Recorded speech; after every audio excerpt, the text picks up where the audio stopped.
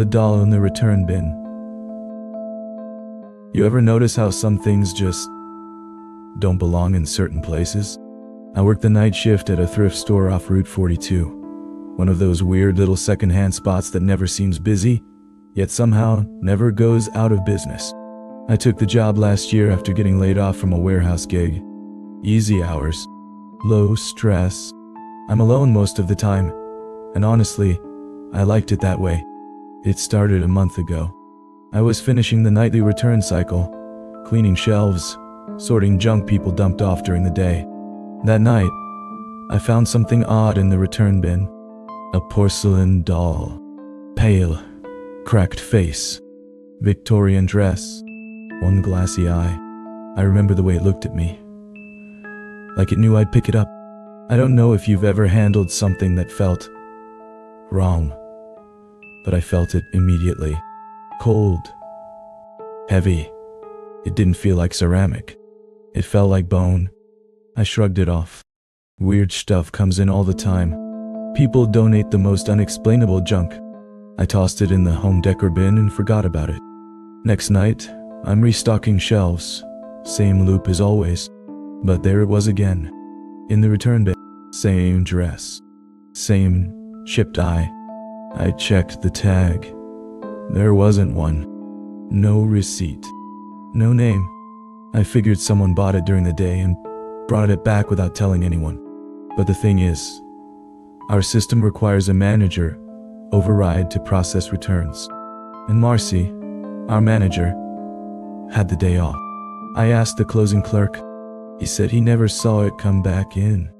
That should have been enough to creep me out. But I convinced myself it was just misfiled. Maybe it never sold at all. I stuck it in the donation pile and moved on. The third night, it was in the return bin again. And this time, its head was tilted the other way. I stared at it for a long time. I wish I could describe what it felt like in that moment. The room got quieter. The buzzing fluorescent lights seemed distant, like I was underwater. The doll just sat there, as if daring me to move first. I didn't touch it, not that night. Instead, I locked it in the display case in the back room. One of those glass cabinets we use for old jewelry and war medals. I even taped the doors shut. But the next morning, when Marcy came in, the case was empty. "I thought you were cleaning up last night," she asked, sipping her coffee like nothing was off. I asked if she moved the doll. "What doll?" she said. "We don't take dolls anymore. They don't sell." I told her I'd seen it 3 nights in a row. She laughed, then stopped putting it back in the bin. I wish I could explain the feeling I had when she said that. The next few nights I didn't see the doll at all. I started thinking maybe someone really had just bought it. I was tired.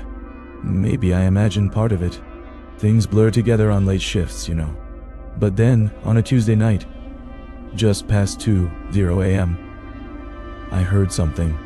We don't play music after hours, except for the hum of the fridge and the creak of old pipes. But that night, I heard a tapping. Rhythmic, like fingernails on glass. I followed the sound. It led me to the front register. And there, on the counter, the doll. No tag, no receipt, just sitting there. Its one good eye aimed at the security camera above the register.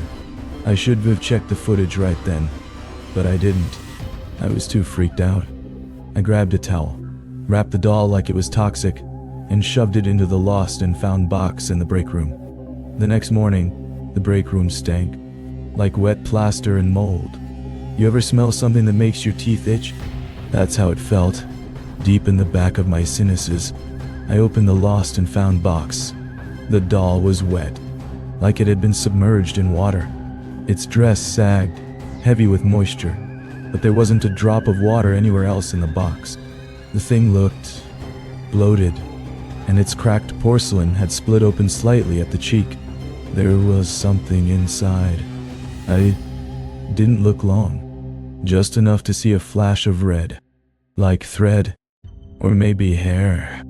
I threw the whole thing into a black trash bag, double knotted it, and hauled it out to the dumpster out back. I didn't even want to touch it. The bag landed with a heavy thud. I slammed the dumpster shut, locked the gate, and told myself it was done. It wasn't. The next night, I walked in from my shift. Marcy handed me a note without a word. Someone had returned a lost item they found near the parking lot. No name, no contact info, just a single sentence scrawled in block letters on the paper. "You forgot something."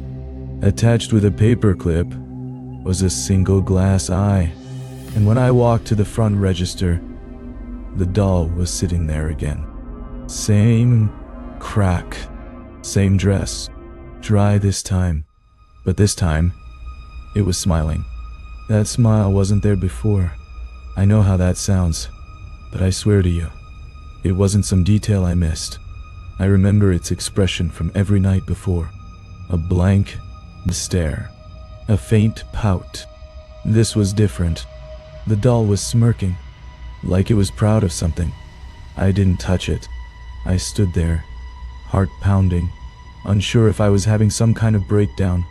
I remember walking in circles around the store that night, unable to focus. The doll didn't move, didn't fall, didn't vanish. It just sat there, watching, smiling. I finally worked up the nerve around 4 a.m.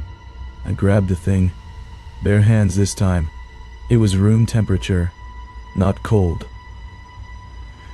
not wet, just wrong. It felt heavier than it should have, like it was full of sand. Its head tilted in my hands, and I could swear that smile widened just slightly as I carried it toward the back. I stuffed it into an empty filing cabinet drawer in the office, slammed it shut, locked it. Then, I pulled the security cam footage from the past week. I wanted to know how it kept coming back, and that's when things got worse.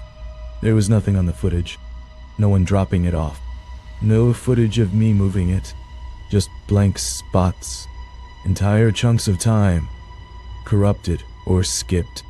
The screen would flicker, then jump between 1:59 a.m. and 2:01 a.m., where I know I found the doll. There was a glitch, then a reset, like time had hiccuped. And here's the part that really made my stomach drop. When the footage resumed, there was a frame, just one frame, where something was standing behind me. It wasn't a person. It was tall, thin, and pale. Its face was just out of focus, like the camera didn't want to capture it clearly, but its hand was resting on my shoulder. I don't remember anyone being behind me. I should quit right then, but part of me needed to know what was happening. You ever get that feeling? Like the thing you're most afraid of is the thing you have to face? I waited for Marcy to leave that morning. I told her I was working overtime on backstock. Once I was alone, I unlocked the drawer. The doll was gone. All that was left inside was a smell. Acrid, like scorched fabric, and a handful of what looked like ash. Not dust. Ash. I don't even know how to explain it. Like something had burned from the inside out, and the cabinet hadn't noticed. I walked the whole store, looked behind every display, under every shelf, nothing. But when I passed by the fitting rooms, the light was on. They were always locked after 8 p.m. I was the one who locked them, but one door, room 3, was ajar. I pushed it open slowly. The air inside was ice cold, and sitting on the bench, the doll, propped up, head tilted, but this time, it had both eyes again. I stared at it, frozen, when something shifted in the mirror behind it. Not a reflection, a shadow. It moved when I didn't. The mirror wasn't showing the room right. I leaned in, eyes squinting. My own reflection looked wrong, like it was lagging behind. Then it blinked, before I did. I backed away fast, and that's when the lights went out. Total blackout. Just the emergency exit sign glowing red. The store was silent, except for a sound I can only describe as porcelain clicking against wood, like tiny steps.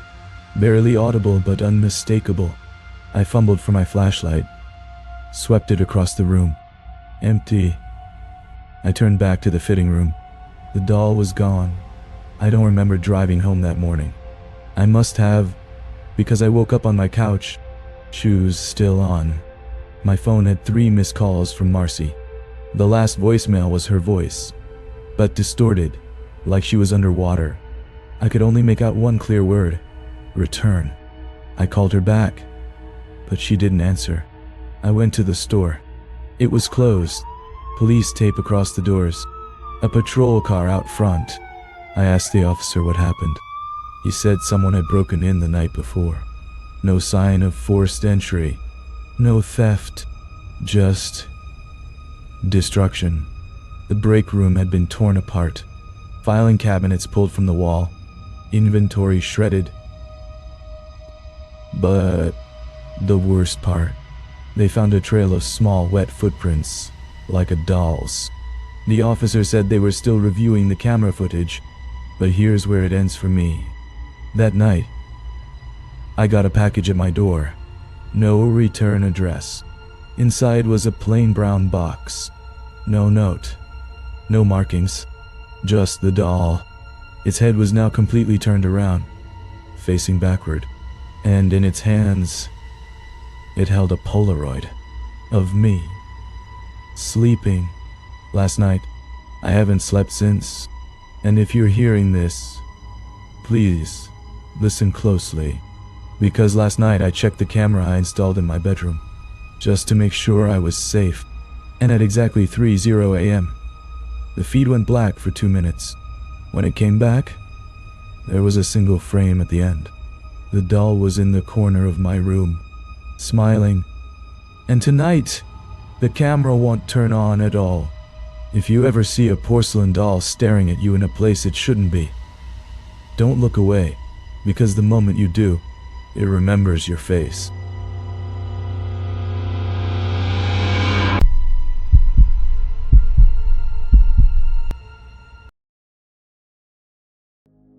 The doll with no eyes. You ever walk into a room and feel like something's already watching you? That's how it started for me. Normal Tuesday night, working a late shift at a mid-size hotel off I-70 near Colorado Springs. The kind of place where you check in, sleep 6 hours, and get back on the road. Clean, quiet, nothing special. I worked front desk, solo after 11 p.m. Most nights, quiet. Sometimes we'd get a tired trucker or the occasional business traveler checking in late. I actually liked the silence. I'd read, catch up on podcasts, do a few night rounds. Peaceful. Until 2 weeks ago. That night, a woman came in around 2:30 a.m. She looked rattled. Windbreaker zipped all the way up. Sunglasses on even though it was pitch black outside. She never made eye contact. Just slid her card across the counter. "I need a room," she whispered. "Tonight. Cash." We don't usually take cash past midnight without ID, but something about her. I just wanted her to leave the lobby. Room 109. Ground floor. Far end of the hall. She took the key, nodded once, and turned. No bags. Just a small wooden box tucked under her arm. I could hear it rattling. That would have been the end of it. Just another weird guest. But around 4:00 a.m. I heard the front door beep. The sensor chime. Someone coming in. I looked up. No one. But something had been left just inside the door. A doll. Porcelain diet. Maybe a foot tall. Old-fashioned, Victorian dress, lace collar, curled blonde hair. But no eyes. Just empty sockets. Smooth, black hollows. Like they'd been carefully removed. There was no note. No tag. Nothing to suggest where it came from. It was just there. I figured the woman must have dropped it on her way in. So I brought it to room 109. Knocked. No answer. I knocked again, louder this time. Nothing. I could hear the TV murmuring behind the door, but no movement. It was past check-in, no refund. So, I left the doll on the hallway chair by her door. The next morning, the housekeeper knocked on the front desk while I was logging out. "You checked someone into 109 last night?" I nodded. "Yeah, woman." "Around 2:30? Housekeeper frowned. "It's empty." I blinked. "What do you mean?" "Clean. Never used. No one slept there. Sheets untouched. Key still in the door. I checked the system. No payment. No check-in logged. No charge. She wasn't in the system. That kind of thing doesn't happen. There's always a digital trace. I even pulled security cam footage. And here's where things start to go wrong. She wasn't on the footage from 2:25 to 2:40 a.m. The camera feed is there. You can see the door opening, the lights flickering as someone enters. But no person. You see me talking, taking the card, handing something over to nothing. And then you can see me glancing toward the door again. A shadow falls over the front mat, but there's no one there. Later that night, I was in the back room scanning inventory slips when I heard it. A slow, rhythmic creaking, like wood under pressure. I thought maybe the HVAC was glitching again. But when I stepped out to the lobby, the doll was back, sitting in one of the lobby armchairs, perfectly upright, legs dangling, staring straight ahead, still no eyes. I didn't even hear the front door beep. It was just there. And this time I swear to you, I swear on my own damn breath, it was rocking slightly. Just a gentle back and forth motion, like someone had nudged the chair and walked away. I walked around it, trying to see if maybe it was a prank, or some guest messing with me. But the lobby was empty, and here's what chilled me most. There was dust on the doll's dress. Not hotel dust. It smelled like cellar air. Wet, earthy, old, like something that hadn't been moved in years. I locked it in the supply closet and told no one. Next night, I come in, check the logs, make coffee, settle in. I freeze. Lobby. Same chair. Same doll. Same slow rocking. I hadn't told anyone. The supply closet was locked, and I had the only key. This time, I didn't touch it. I just sat at the front desk and watched it. From 1 a.m. to 5 a.m. it didn't move. But every few minutes, I thought I heard a voice behind me whisper something low and scratchy. It said, "You let it in." And I still don't know what that meant. I told myself I imagined the whisper. Sleep deprivation, stress. Maybe I watched too many horror documentaries before bed.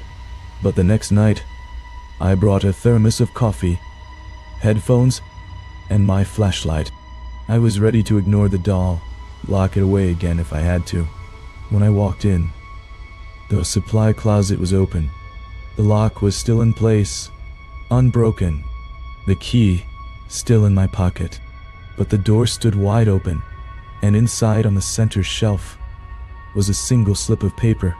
One line, handwritten in a sharp, spidery script. "You weren't supposed to take it." That's when I called Lila, the day manager. She'd worked at the hotel for 12 years. I asked her straight, "Has anything weird ever happened here? With the guests? With objects?" She went quiet. And then she told me a story. About 5 years ago, an older woman stayed in room 109. Booked for 1 night, extended it to 3. Said she was on her way to Arizona to drop something off. Leela remembered because the woman had brought a box of antique dolls. Said she was delivering them to a collector. She stayed in the room, but never checked out. When the staff finally opened the door, bed was untouched, lights off, and every doll was lined up along the wall, all facing the door. All but one. One was sitting in the bathroom sink, propped up against the faucet. No eyes. They filed a report. Authorities were called. Woman was never found. No record of her real name. No ID. Room was deep cleaned and put back in rotation. But every now and then, Layla said, a guest would report hearing tapping at night, or seeing a shadow in the bathroom mirror. Twice. Front desk clerks had quit, said they felt watched. Never mentioned the doll. Until me. I went back to the lobby to look for it. The doll. It was gone. I searched every chair, behind the counter, even outside under the bench where smokers hung out. Nothing. Then the lights flickered, and from the far end of the hallway, I heard the softest sound. Not footsteps, not pipes. It sounded like tiny porcelain fingers brushing against the wall. And then, the chair rocked, empty. I turned and ran. I'll admit it, I didn't try to be brave. I wasn't some hero investigating the dark. I bolted to the parking lot and sat in my car with the engine running till sunrise. Next morning, I told Lila I was quitting. She didn't argue, but she said something as I handed her my badge. It only follows the ones who acknowledge it. What the hell was that supposed to mean? I went home, thinking I was free, that I'd left it behind. But 2 nights later, I was lying in bed, half asleep, when I heard it. Coming from the living room. I live alone. No pets, no roommates. I crept out of bed and peeked down the hallway. My reading chair, an old wooden rocker, was swaying gently, back and forth, and sitting in the center of it was the doll. Same dress, same curls, same empty, eyeless sockets, and in her lap was the key to the supply closet. I burned it, took it out back, doused it in lighter fluid, and let the flames eat it down to blackened shards. Stayed up all night, watching the embers just to make sure. And for a few weeks, things were normal again. Until last night, I was closing up at my new job. Bookstore gig. Easy work. Last customer had left. Lights were off. Door locked. I went to the back to grab my jacket. When I came out, the front window display had changed. We don't sell toys. We never have. But there, propped up against the middle stand, facing outward toward the street, was a doll. Her dress was darker this time, singed around the edges, and her face was cracked, not from age, from fire. No eyes, just the faint scent of ash, and something wet and rotting, like a flooded basement. I didn't move. Couldn't, because the crack in her porcelain mouth looked wider than before, like she was smiling. Some things don't want to be seen, but they still watch, and once you see them, they find you again.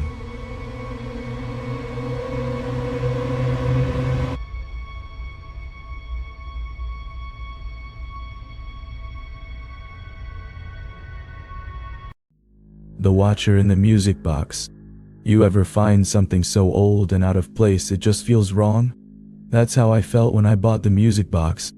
It was one of those dusty roadside antique shops you only notice when you're too tired to keep driving. I'd been heading back from a client shoot in upstate New York, caffeine deprived and bleary-eyed, when the hand-painted vintage and curiosities sign caught my eye.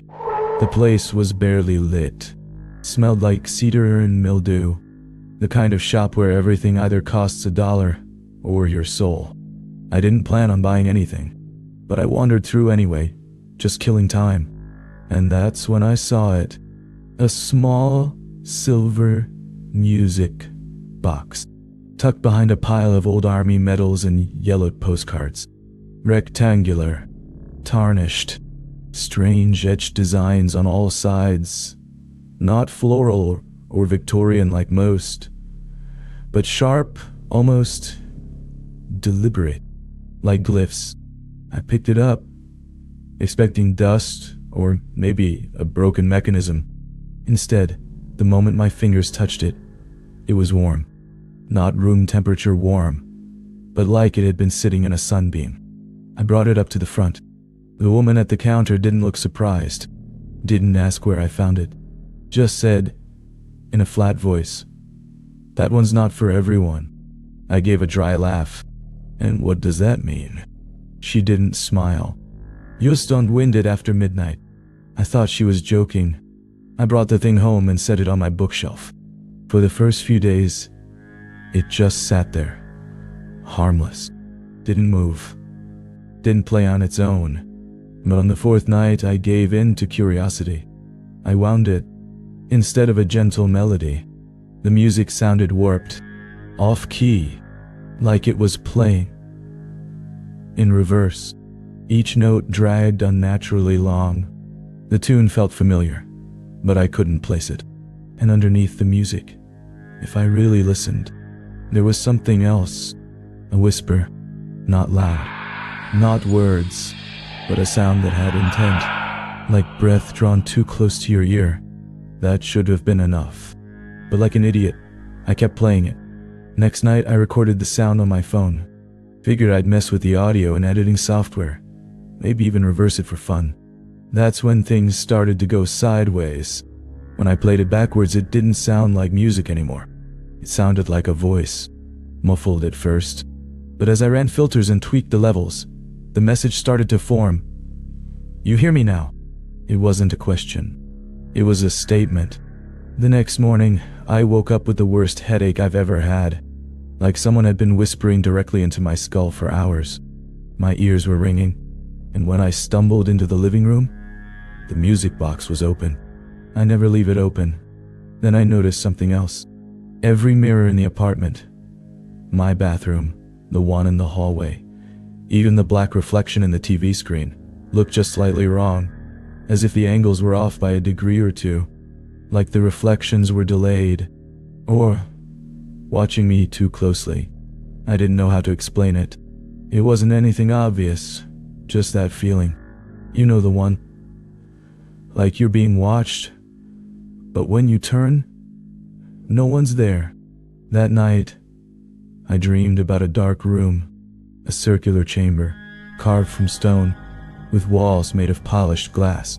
And in the center was a pedestal.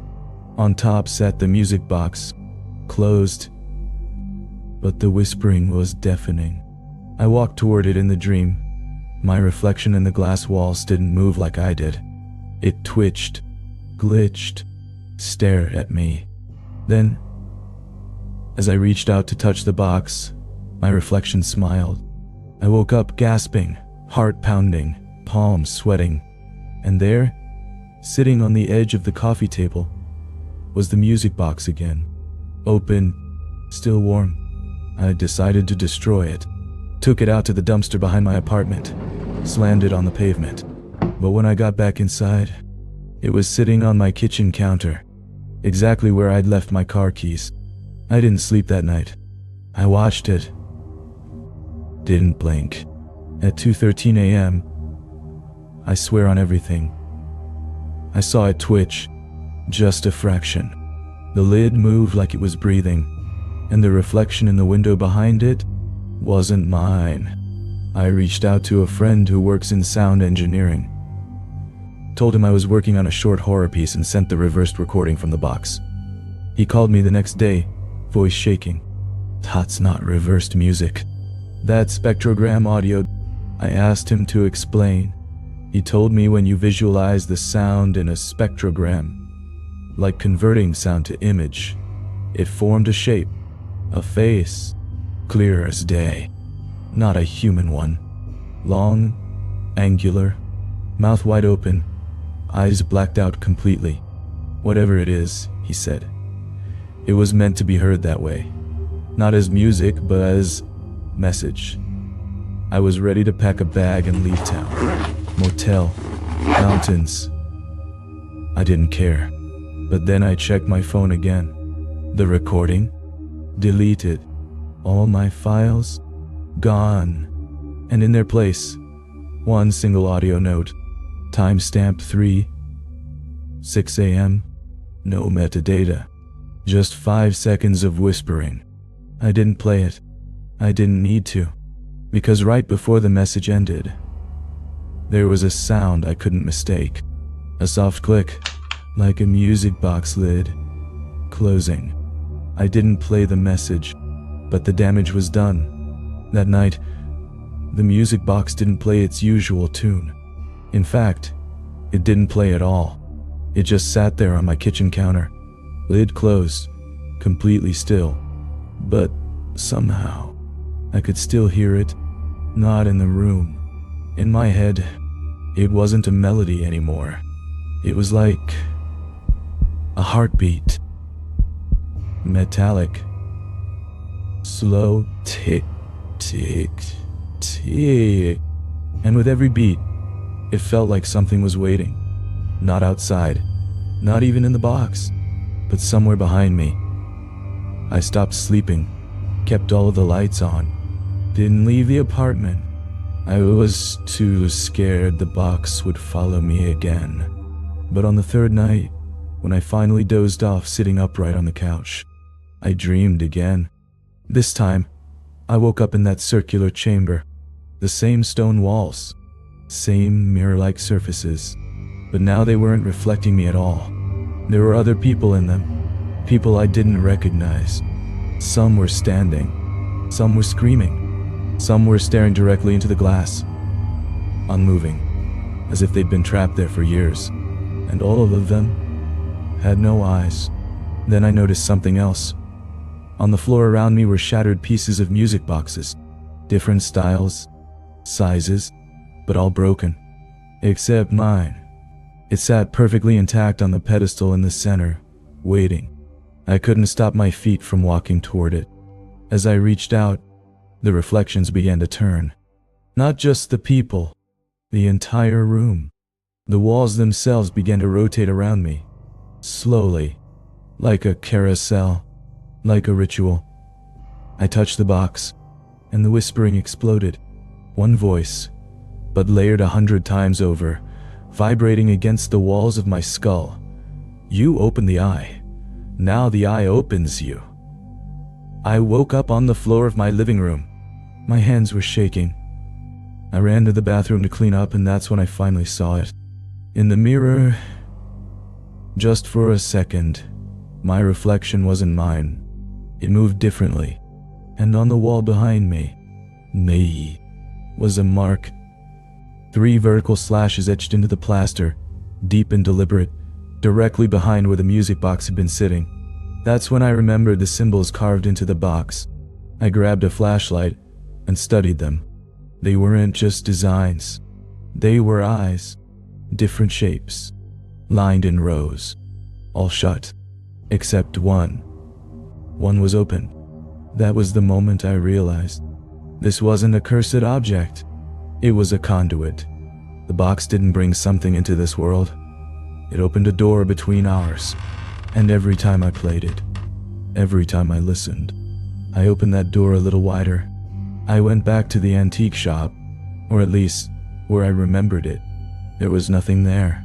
Just an overgrown lot, faded sign, no trace of any building, no woman, no roadside stand. I checked my GPS history.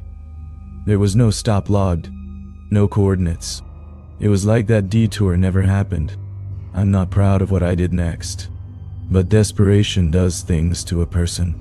I found a contact online, a guy who deals with anomalous artifacts, one of those fringe people you'd normally ignore. But when I sent him a photo of the music box, he responded in seconds. All he said was, "Do not destroy it. Containment only." He gave me an address, an unlisted PO box in the middle of Nevada.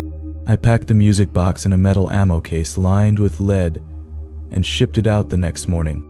The silence after that was immediate.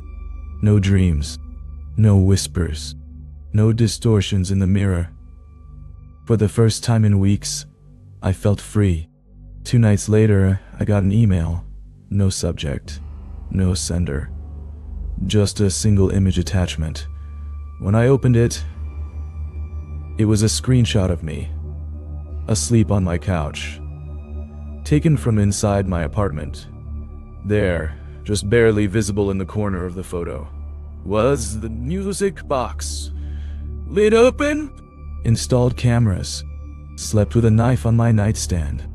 But deep down, I knew it wasn't the object itself that mattered. It was what it saw, what it showed me.